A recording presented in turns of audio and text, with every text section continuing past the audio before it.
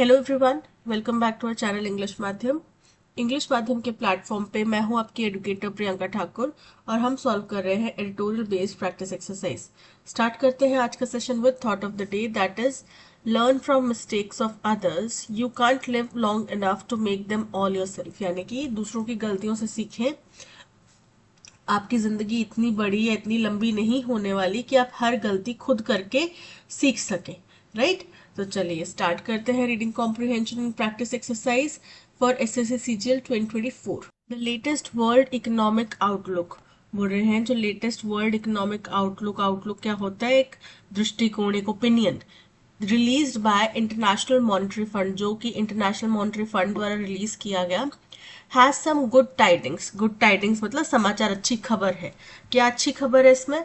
And some ominous assessments. Ominous का मतलब होता है अशुभ, कुछ गलत समाचार है। असेसमेंट मतलब मूल्यांकन। ठीक है। The good news that largely pertains to the short term, बोल रहे हैं जो अच्छी खबर है वो बड़े पैमाने पे यही है कि भाई थोड़े समय के लिए है, छोटे समय से रिलेटेड है। पर्टेन्स मतलब रिलेटेड होना। Is that a much feared global recession has been averted. वो ये कि जो हम इतने समय से बात कर रहे थे कि दुनिया भर में मंदी, आर्थिक मंदी आने वाली है, आर्थिक मंदी आने वाली है, वो जो था, जिसका भय था, मच फियर्ड मतलब जिसका डर था, उसको एवर्ट कर दिया गया है, टाल दिया गया है। The global war against inflation almost won and growth is holding steady. तो दुनिया भर में जो इन्फ्लेशन के अगेंस्ट में जो वॉर चला था, युद्ध चला था, वो ऑलमोस्ट हम जीत चुके हैं और अब जो ग्रोथ है वो स्टेडी है, स्थिर है। The US is likely to grow faster this year than anticipated earlier. और इस साल यूएस की जो ग्रोथ है वो जैसा पहले एंटिसिपेट किया गया था, मूल्यांकन किया गया था, अनुमान लगाया गया था, उससे बेहतर होगी, उससे अच्छी होगी, उससे तेज होगी। Balancing out lower estimates for some large European nations, और जो कि किसको बैलेंस कर देगा? कुछ यूरोपियन, बड़े बड़े यूरोपियन कंट्रीज हैं, उनमें हमने अनुमान लगाया कि उनकी जो ग्रोथ है वो थोड़ी धीमी होगी। तो उस धीमी रफ्तार को यूएस की फास्ट ग्रोथ जो है वो बैलेंस आउट कर देगी। Among developing countries the IMF downgraded growth hopes for West Asia. अब अगर वहीं हम बात करें डेवलपिंग कंट्रीज की, तो आईएमएफ ने, इंटरनेशनल मॉनेटरी फंड ने, जो ग्रोथ होप्स है, उम्मीद है ग्रोथ की वेस्ट एशिया के लिए, उसको डाउनग्रेड किया है, उसको कम कर दिया है।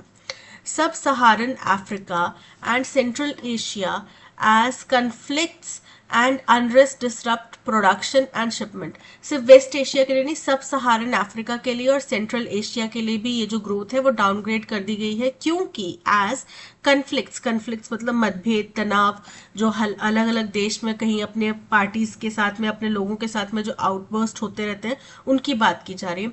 और अनरेस्ट भी अगेन उसी चीज की बात करी जा रही है, जो अशांति, जो टर्मोइल किसी देश में होता है, तो इसकी वजह से क्या होगा? Disrupt production. इसकी वजह से प्रोडक्शन और शिपिंग जो है वो डिसरप्ट होगी, प्रभावित होगी, बाधित होगी।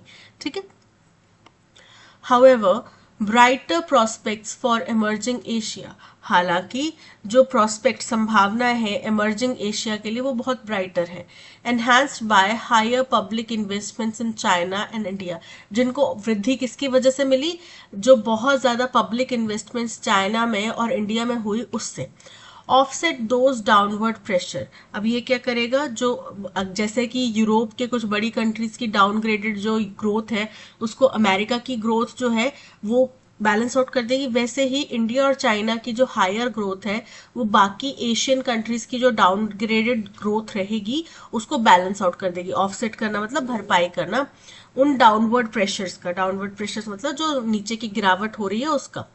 The IMF expects the world to grow 3.2% in 2024 as in 2023. IMF ने उम्मीद की है कि दुनिया जो है जिस तरीके से 2023 में 3.2% से ग्रो करी थी, वैसे ही 2024 में भी करेगी। The moderation in inflation has been partly, बोल रहे हैं जो कमी आई है इन्फ्लेशन में, has been partly attributed, partly मतलब कुछ हद तक, थोड़ी बहुत उसका जो एट्रीब्यूशन है यानी कि जिम्मेदारी है, to the unwinding of shocks since the कोविड-19 पेंडेमिक एंड यूक्रेन वॉर। वो इस वजह से हुई है क्योंकि जो वो झटके, जो हमें सदमे, जो हमें जोरदार आघात जो है कोविड-19 पेंडेमिक और यूक्रेन वॉर से लगा, उसमें अनविंडिंग होगी। अनविंडिंग होना मतलब वो थोड़ा सा कम हो गया है, थोड़ा सा उसमें सुस्ती आ गई है। But tight monetary policies played a crucial role too, it noted. लेकिन उन्होंने ये भी माना कि जो अलग अलग देशों ने बहुत कठोर मॉनेटरी पॉलिसीज बनाई, उनका भी इसमें बहुत बड़ा योगदान रहा। ठीक है।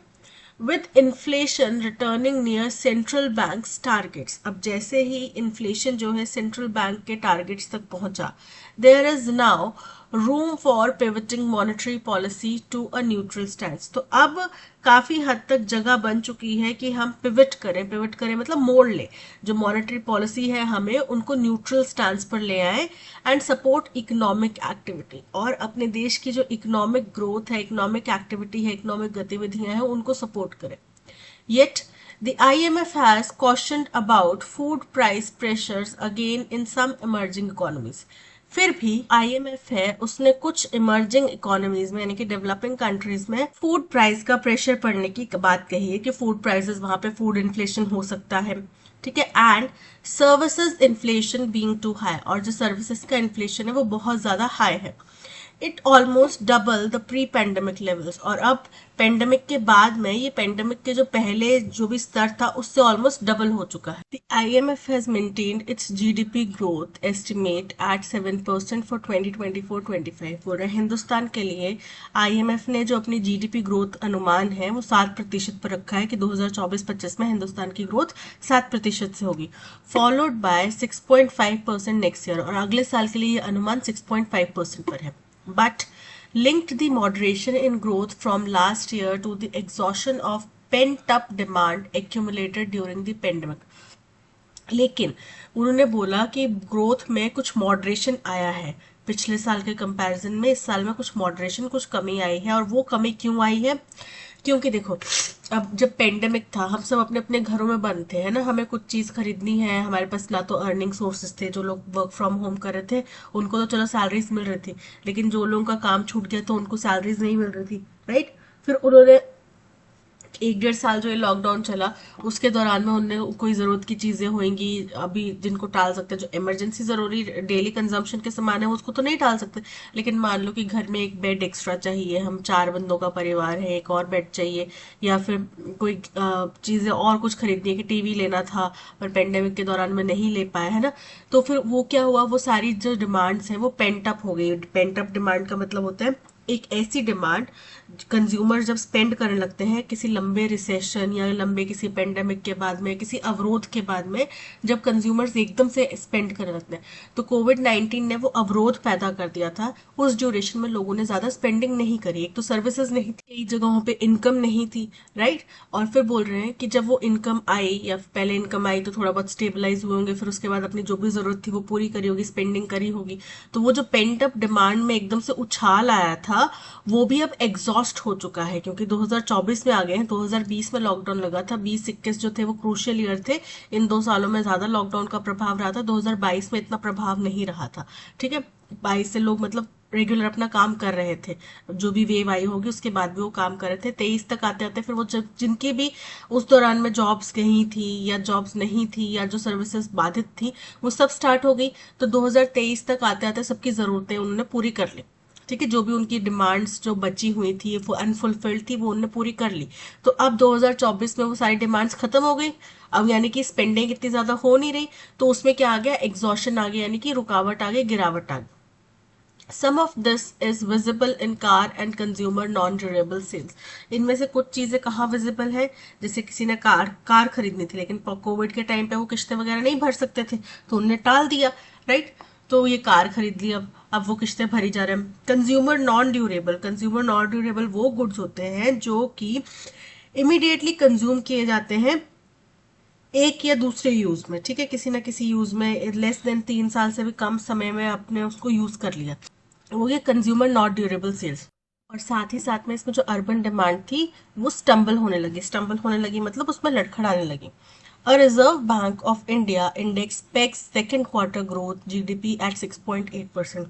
वहीं रिजर्व बैंक ऑफ इंडिया का जो इंडेक्स है वो क्या करता है, जो हिंदुस्तान के सेकेंड क्वार्टर की जीडीपी ग्रोथ है उसको 6.8 पर आकलन करता है। It was 6.7 in the first, और जो फर्स्ट क्वार्टर में थी वो 6.7% थी। The favourable monsoon and improved rural incomes could lift the tied in coming months. जो आपके पक्ष का फेवरेबल मानसून होगा, यानी कि आपके फेवर में जो मानसून होगा, और इम्प्रूव्ड रूरल इनकम्स, और जो गांव के लोगों की इनकम्स है अगर वो अच्छी होंगी, तो ये क्या कर सकता है, could lift the tide. Lift the tide मतलब परिस्थिति को सुधार सकता है, आने वाले महीनों में परिस्थिति को सुधार सकता है। But may not be taken for granted yet, लेकिन इसको आप हल्के में नहीं ले सकते अभी भी।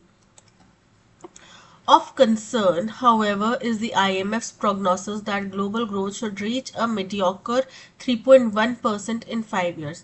हो रहे हैं, लेकिन जो इसमें एक पूर्वानुमान IMF का है जो कि एक चिंता का विषय है, वो ये है कि ग्लोबल ग्रोथ जो है वो मीडियोकर मतलब कम किसी सीमा पर होनी चाहिए। कितनी सीमा है वो कम की, वो है 3.1% इन 5 ईयर्स, आने वाले 5 सालों में 3.1% होनी चाहिए।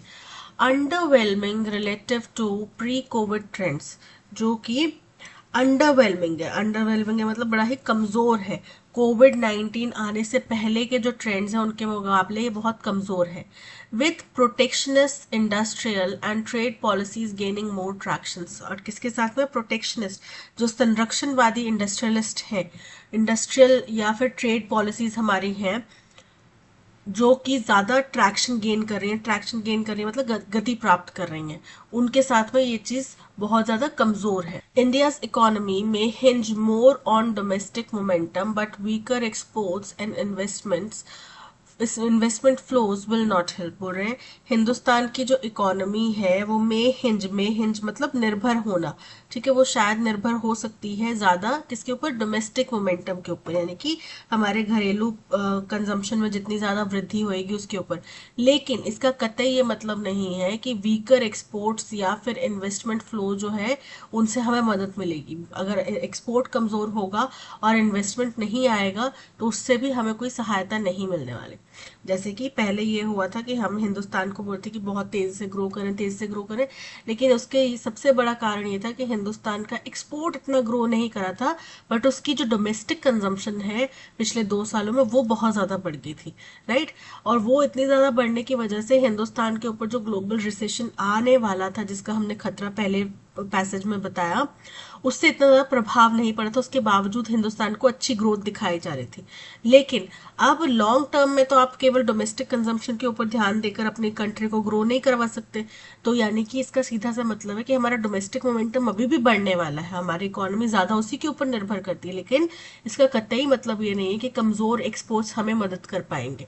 ठीक है, अगर हमारे एक्सपोर्ट्स कमजोर होंगे, एक्सपोर्ट्स हम ज्यादा नहीं करेंगे तो हमें नुकसान झेलना पड़ सकता है। The center's recent achievements on the reform agenda have signaled the most work now needs to be done in the states. बोल रहे हैं सेंटर का जो रिसेंट दावा है, अचीवमेंट मतलब दावा है इसके ऊपर, रिफॉर्म एजेंडा के ऊपर कि क्या हम रिफॉर्म्स चला रहे हैं, क्या हम रिफॉर्म्स करने वाले हैं, उनका हमारा क्या मोटिव रहेगा, उसके ऊपर हैव सिग्नल्ड, उनने इशारा किया है that most work now needs to be done in the states, कि अब स्टेट्स द्वारा, सरकारों द्वारा, स्टेट गवर्नमेंट्स द्वारा अब सबसे ज्यादा काम किया जाना है, केंद्र ने अपनी तरफ से काम कर दिया। While that is a truism, central policy makers also need to work doubly hard to lift potential growth. बोल रहे हैं हालांकि ये ट्रूजम है मतलब कि स्वयं विदित है, सेल्फ एविडेंट है, सेंट्रल पॉलिसी मेकर्स को फिर भी 2 गुना मेहनत करनी पड़ेगी अगर उन्हें पोटेंशियल ग्रोथ को और ज्यादा बढ़ावा देना है तो। Be it to make India a more open economy by lowering import tariffs, चाहे इसमें हमें अपनी हिंदुस्तान को एक और ज्यादा ओपन इकोनॉमी के तौर पर प्रेजेंट करना पड़े बाय इम्पोर्ट टैरिफ्स को कम करके, and FDI barriers as the World Bank has mooted, या फिर एफडीआई बैरियर्स को कम करके जैसा कि वर्ल्ड बैंक ने प्रस्ताव किया है, मोटेड मतलब प्रस्तावित किया है, as well as undertake ambitious domestic reforms, और साथ ही साथ उनको बहुत ही महत्वाकांक्षी डोमेस्टिक रिफॉर्म्स भी लेने पड़ेंगे, करने पड़ेंगे, टू इम्प्रूव कंपटीशन, जिससे कि कंपटीशन इम्प्रूव हो, बेहतर हो, इकोनॉमिक इंटीग्रेशन हो, और पर प्राइवेट इन्वेस्टमेंट्स, और प्राइवेट इन्वेस्टमेंट्स को प्रेरित मिले, उनमें और ज्यादा इंकरेजमेंट हो, सजेस्टेड बाय द आईएमएफ। ये सारे सुझाव किसने दिए हैं? आईएमएफ ने दिए हैं। IMF has attributed the moderation in inflation to dash. तो आईएमएफ ने जो इन्फ्लेशन में मॉडरेशन आया है, कमी आई है, उसको किसके वजह से बताया है? तो उन्हें ये बताया ना कि जो हमें शॉक्स लगे थे पेंडेमिक की वजह से और यूक्रेन वॉर की वजह से, उसकी वजह से ये थोड़ी कमी आई है। स्ट्रिक्ट फिस्कल पॉलिसीज की, केवल और केवल स्ट्रिक्ट फिस्कल पॉलिसीज थी, उनकी वजह से हुआ है, तो वो भी एक कारण है। लेकिन जो मॉडरेशन में कमी आई है, उसका मुख्य कारण कोविड-19 पेंडेमिक और यूक्रेन वॉर की वजह से जो एकदम शॉक वेव्स आई थी, उसकी वजह से हुआ था। तो ये इनकरेक्ट है। Increase in global supply chain efficiency, incorrect है। Decrease in global consumption, incorrect है। The unwinding of shocks from the COVID-19 pandemic and Ukraine war. Option D is correct. Based on the passage, what can be inferred about the future of monetary policies? Passage के अनुसार monetary policies के future के बारे में हम क्या कह सकते हैं? Monetary policies will tighten further, कि वे और ज्यादा मजबूत होंगी। तो हमने बोला ना कि अभी हमें इनको न्यूट्रल पे लेकर आना पड़ेगा, right? Monetary policy will shift to a more neutral stance, बिल्कुल करेक्ट है। अगर ग्रोथ सही रही तो अब हमें इनको न्यूट्रल पे लेकर आना पड़ेगा। Why has IMF forecasted a lower growth rate for India in the next year compared to 2024-25? यानी कि अभी 2024-25 चल रहा है, 2024-25 के लिए उन्होंने 7% की ग्रोथ बोली है, राइट? चलो पीछे चल के देखते हैं। 2024-25 के लिए उन्होंने 7% की बोली है, फिर उसके अगले साल के लिए उन्होंने 6%, 6.5% की बोली है। तो अगले साल की ग्रोथ कम क्यों बताई? कम इसलिए बताए क्योंकि उन्होंने बोला कि मॉडरेशन इस वजह से हुआ है कि पेंट अप डिमांड जो थी इकट्ठा हुई हुई पेंडेमिक के दौरान में, वो अब एग्जॉस्ट हो चुकी है। ठीक है, तो वो डिमांड जब एग्जॉस्ट हो गई तो इसलिए अगले साल में और जो इसकी ग्रोथ है वो थोड़ी धीमी हो जाएगी। Due to excessive growth during the pandemic, incorrect है। Exhaustion of pent up demand from the pandemic, कि पेंडेमिक के दौरान में जो पेंट अप डिमांड थी, क्यूमुलेटेड डिमांड थी, वो एग्जॉस्ट हो चुकी है। Option B is correct. What are the key reasons cited for India's potential future growth challenges? बोल रहे हैं हिंदुस्तान का जो आगे संभावित फ्यूचर ग्रोथ है, उसके आगे क्या मुख्य कारण बताए, ग्रोथ में जो चैलेंजेस है उनके क्या कारण बताए गए हैं? उनके कारण यही बताए गए हैं कि हिंदुस्तान की जो अभी तक की ग्रोथ थी वो ज्यादा डिपेंडेंट थी किसके ऊपर? जो हमारा डोमेस्टिक मार्केट है उसके ऊपर, डोमेस्टिक कंजम्पशन है उसके ऊपर। लेकिन केवल उसके ऊपर निर्भर रह के इंडिया ग्लोबल पावर तो नहीं बन सकता ना, केवल उसके ऊपर निर्भर रह के हिंदुस्तान एक डेवलप्ड कंट्री तो नहीं बन सकता। उसके लिए उनको export chain, supply chain, global supply chain का हिस्सा बनना पड़ेगा। ठीक है, weaker export and investment flows, बिल्कुल करेक्ट है। Option A is correct. What is the best synonym for the word mediocre as used in the passage? अब mediocre का मतलब होता है नॉट इम्प्रेसिव, या फिर थोड़ी धीमी, या फिर सुस्त। ठीक है, तो फिर सिनोनिम क्या हो जाएगा? फर्स्ट है एक्सेप्शनल, एक्सेप्शनल तो मतलब बहुत उम्दा, तो बहुत उम्दा तो मीडियोकर का सिनोनिम नहीं हुआ, ये तो ऑपोजिट हो गया। सब स्टैंडर्ड, सब स्टैंडर्ड, स्टैंडर्ड मतलब घटिया, यानी कि एवरेज से भी नीचे। तो मीडियोकर जब मतलब एवरेज है तो एवरेज का सिनोनिम एवरेज ही होगा ना, सब स्टैंडर्ड तो नहीं होगा। Average, option C is correct.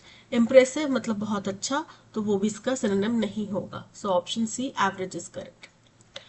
Population is expected to triple in the next 50 years, बोल रहे हैं पॉपुलेशन का ऐसा अनुमान है कि अगले 50 साल में वो ट्रिपल, 3 गुना हो जाएगी। तो हमें एक चीज तो पता चल गई कि ओ के बाद में पी आएगा, वो हमारा स्टेटमेंट ही ऐसे बन गया, ओ के बाद में पी आएगा। Triple in the next 50 years, अगले 50 साल में पॉपुलेशन 3 गुना हो जाएगी। ठीक है, ओ के बाद में पी, यहाँ पे पी पहले आ रहा है, ओ के बाद में पी, पी पहले आ रहा है, ओ के बाद में पी, यानी कि ऑप्शन बी और ऑप्शन सी, डी वैलिड है, सी और ए एलिमिनेट हो जाते हैं। Among the world's poorest country, दुनिया भर के सबसे गरीब देशों में से population shrinkage in that period, उस दौरान में पॉपुलेशन जो श्रिंक होगा, where as many rich countries will see, वहीं दूसरी ओर कई सारे बड़े जो रिच कंट्रीज हैं वो देखेंगे।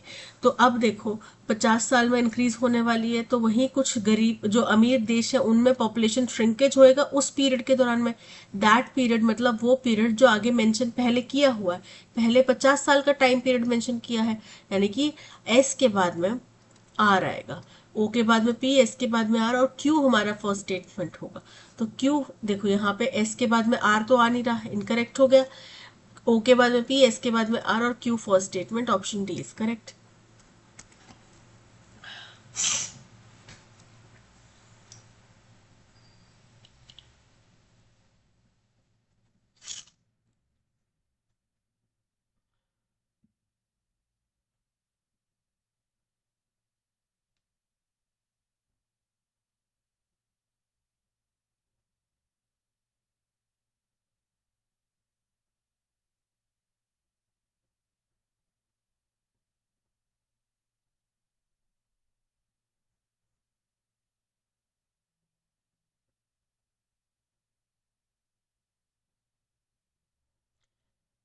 अब यहाँ पे एंटोनिम बताना है अंडरलाइन वर्ड का। In Shakespeare's the merchant of Venice, Shakespeare की एक कहानी है द मर्चेंट ऑफ वेनिस, उसमें Shylock's connivance aim to jeopardize Antonio's life. अब कॉनिवेंस का मतलब होता है कि आप खुद को ऐसी एक्टिविटी, ऐसी इलीगल गतिविधि में डाल देंगे या उसके लिए स्वीकृति दे देते हैं, किसी इलीगल या गलत काम के अंदर आप इन्वॉल्व हो जाते हैं, या फिर उसके लिए आपका जो इन्वॉल्वमेंट है उसकी आप मंजूरी दे देते हैं। तो उसका उद्देश्य क्या था? उसका उद्देश्य था जेपर्डाइज करना। जेपर्डाइज का मतलब होता है किसी को अच्छा हानि पहुंचाना, किसी की छवि को खराब करना, राइट, किसी को नुकसान पहुंचाना, राइट। तो यहाँ पे एंटोनियो की जिंदगी को वो नुकसान पहुंचाना चाह रहे थे, तो एंटोनिम क्या हो जाएगा? फर्स्ट है सेफ गार्ड। सेफ गार्ड करना मतलब सुरक्षित करना, तो सुरक्षित आप उसको नुकसान पहुंचाना चाह रहे हैं या फिर आप सुरक्षित करना चाह रहे हैं, तो ऑप्शन ए क्या हो गया? एंटोनिम हो गया। जेप, जेप का मतलब होता है मजाक करना। रिस्क मतलब खतरे में डालना, और पेरिल, पेरिल का मतलब होता है खतरा। तो यहाँ पे option A safeguard is correct. Rahul thinks he is as smarter as his friends in the class. यहाँ पे राहुल जो है अपने फ्रेंड्स से ज्यादा होशियार होने की, ज्यादा स्मार्ट होने की बात कर रहा है, तो कंपैरेटिव डिग्री आएगा।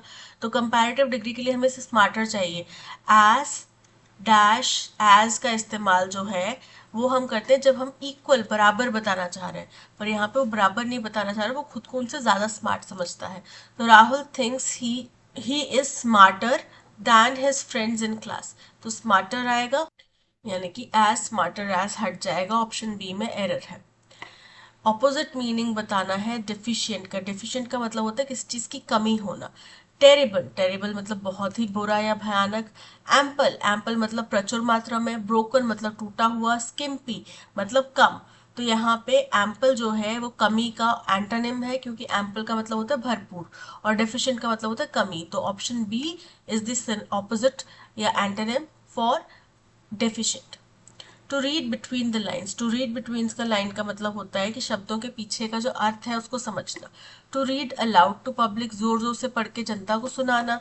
टू रीड डिफरेंटली, अलग तरीके से पढ़ना। To understand more than what the word suggest, केवल शब्दों को नहीं समझना, उससे परे जाके उसका अर्थ समझना। So option C is correct. अब ये स्टेटमेंट अलग अलग पार्ट्स में डिवाइडेड है, जिस पार्ट में एरर है वो फाइंड आउट करना है। Either my brother nor my brothers in law attended the meeting as his health is not more good. तो जब आप कंपैरिजन कर रहे हैं कि उसकी सेहत इतनी अच्छी नहीं है, आप ये बोलना चाह रहे हैं, तो कंपैरेटिव एडजेक्टिव चाहिए। कंपैरेटिव एडजेक्टिव क्या होगा? बेटर होगा, ना कि मोर गुड। तो क्या बोलेंगे? ना तो मेरे भाई ने, ना ही उसके इन लॉज ने, ब्रदर्स इन लॉज जो है उन्होंने भी ये मीटिंग अटेंड नहीं करी, क्योंकि उसकी सेहत जो है वो अच्छी नहीं थी। Is not better, more good की बजाय क्या आएगा? बेटर आएगा। तो एरर कहाँ है? As his health is not more good, option B में एरर है। Two of the fugitives managed to remain free by adeptly avoiding the dash of the fugitive। कौन होते हैं फ्यूजिटिव? वो लोग होते हैं जो किसी कैद से, जेल से भागे हुए हो या छुपे हुए हो।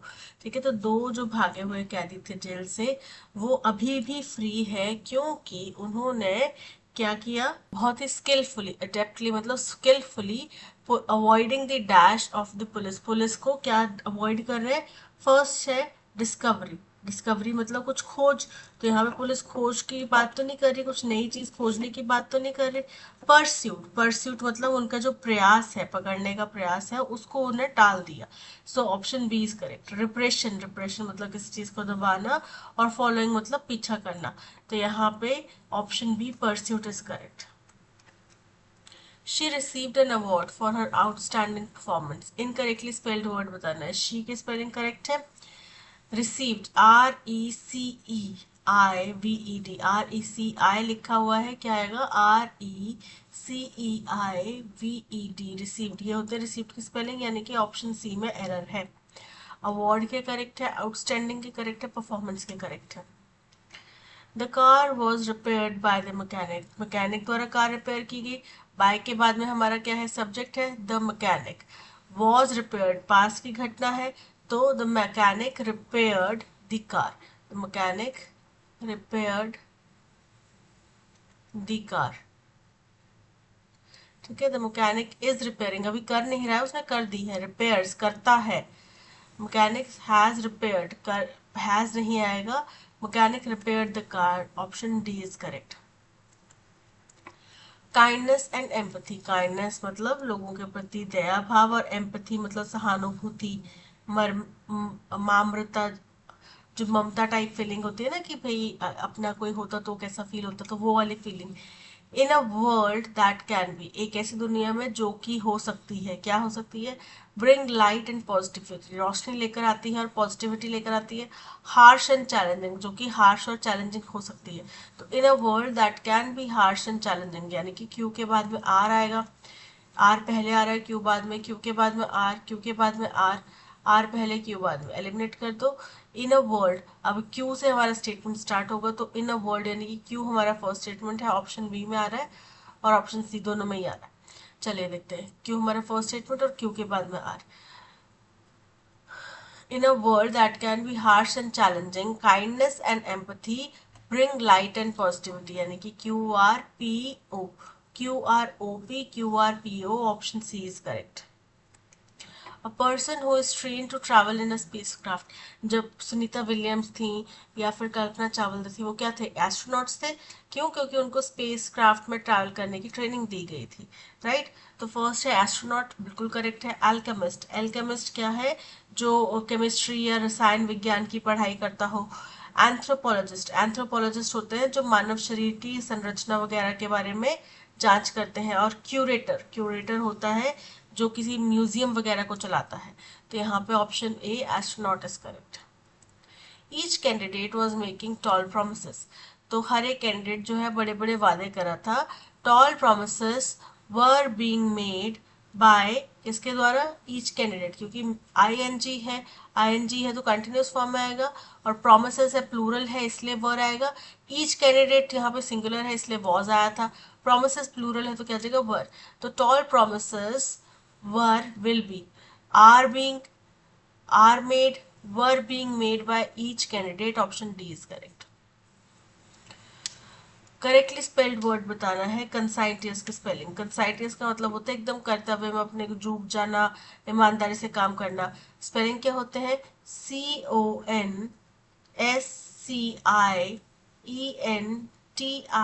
CONSCIENTIOUS, कंसाइटियस। इसका मतलब होता है कि भाई वो बहुत ही ज्यादा ईमानदार है अपने कार्य को लेकर।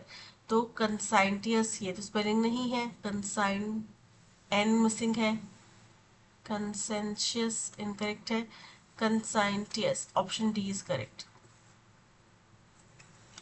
जोवियल, जोवियल का मतलब होता है एकदम बहुत ही चेयरफुल, बहुत ही फ्रेंडली, हमेशा खुश रहने वाला। अब सिनोनिम क्या हो जाएगा, फर्स्ट है प्रोफेन, प्रोफेन का मतलब होता है जो चीज अपवित्र है। सॉल्मिनिटी यानी कि गंभीरता। मिजरेबल बड़ा ही खराब, दयनीय। चेयरफुल बड़ा ही खुश। जोवियल भी खुश, चेयरफुल भी खुश, तो ऑप्शन डी इज करेक्ट। मियांडर, मियांडर का मतलब होता है भटकना। इसका एंटोनिम क्या हो जाएगा, फर्स्ट है डिप्यूटाइज, डिप्यूटाइज का मतलब होता है किसी को अपना रिप्रेजेंटेटिव बनाना।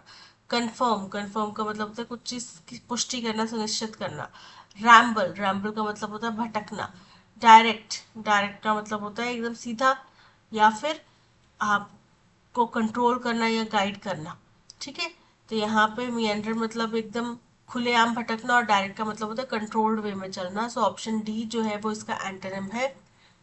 अपेयरेंसेस में नॉट रिवील द मैन, बोल रहे हैं बाहरी जो रूपरेखा है वो किसी व्यक्ति के असल व्यक्तित्व को नहीं बता सकती, उजागर नहीं कर सकती।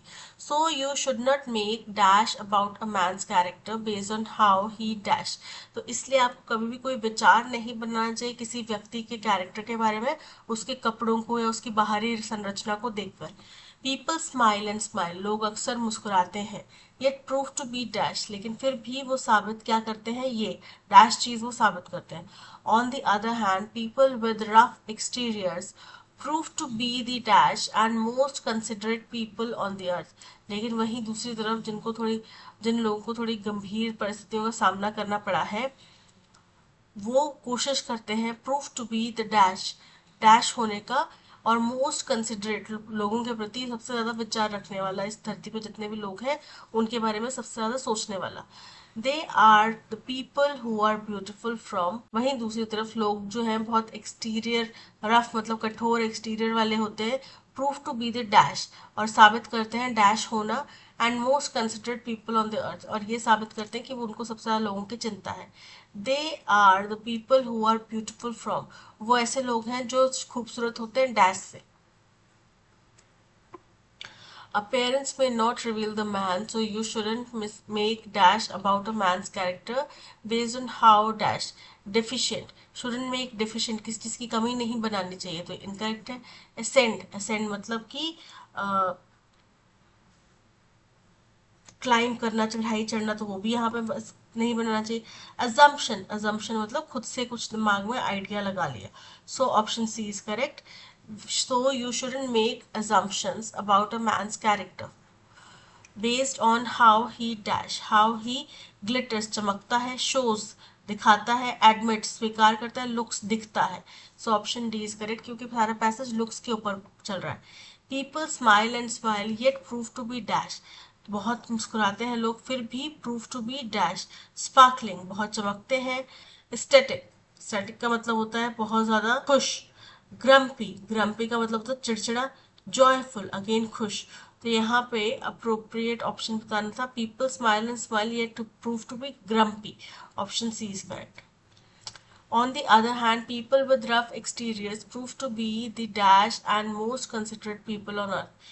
Peace, prove to be bitterest, bitterest मतलब सबसे ज्यादा कड़वा। काइंडेस्ट सबसे ज्यादा दयालु। स्ट्रेंजेस्ट सबसे ज्यादा अजीब विचित्र।